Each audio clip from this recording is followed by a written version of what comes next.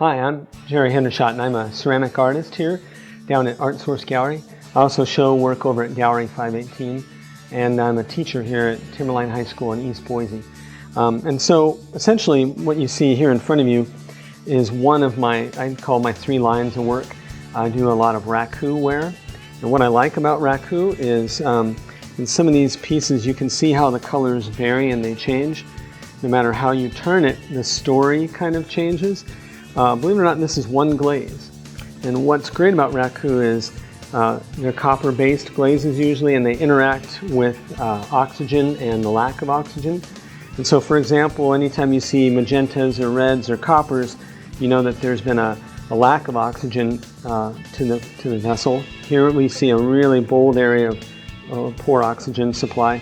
But whenever you see blues and greens, that was where it oxidized. So it's a little bit of science, a little bit of visual arts. This one here a lot more consistent in color, so the story is a little more generalized. Here you'll have what's called a burp line. You can see kind of this little line right here and right along here. This is a line where the flames actually came up. And what raku is essentially is glazing low fire wear with a copper-based glaze, and then you pull it out with paratongs at about 1800 degrees, and you put it into a combustible material like leaves or sawdust, and it catches on fire, and then you play with the amount of oxygen you want to allow that glaze to have as it cools down, and then you get certain effects. Here again, a moment of oxidation, a large area of reduction or oxygen deprivation, I guess you call it. So it's kind of fun to manipulate those sort of things. So this line of work, I do a lot of form-based work, big, broad, open surface. And this is only a small sampling of what I've got here, but I like this big bare area because that allows for the various effects to kick in. Other things, I do some functional wear as well. These are what's called Cone 5 mid-fire glazes. They're food safe, microwave safe, and they're designed to be a function first with an aesthetic value added a little bit later. And so right now, as you can see, this is probably my best-selling color, the turquoise, and the other colors usually I've got a wide variety. But so right here, 2 different things. Another one of my lines that I really like are more earthy, more organic, a little more asymmetrical. I grew up in Nevada, and so I really like the Great Basin, the surfaces of weathered rock and old rusted signs and erosion and those sort of things, lichens.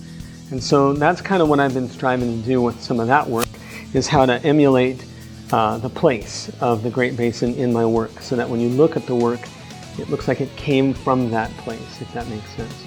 To kind of blur the line between made and found. And so those are various examples. I call them geodes. Then there's neo-geodes, and then there are some sculptural kind of vases and vessels that are part thrown and part slabbed. These works here are all thrown on the wheel, but some of the work I do is hand-built. And then a third line, which is really very different than the other 2, is more of an urban motif. It's, I call them tin men teapots. They're kind of a steampunk theme, influenced by artists like Gerard Ferrari of Indiana, a guy named Sean Tan, who's a children's book illustrator who does a lot of really kind of playful, slightly humorous but slightly menacing characters. And so these are kind of fun because I like to try and make them look like they are a blend of animate and alive, and yet industrial and mechanical, and I use different glazes that emulate metallic glazes. I'll paint them with an iron paint and then put what's called a rust activator, so it rusts the surface, gives them kind of that aged feel.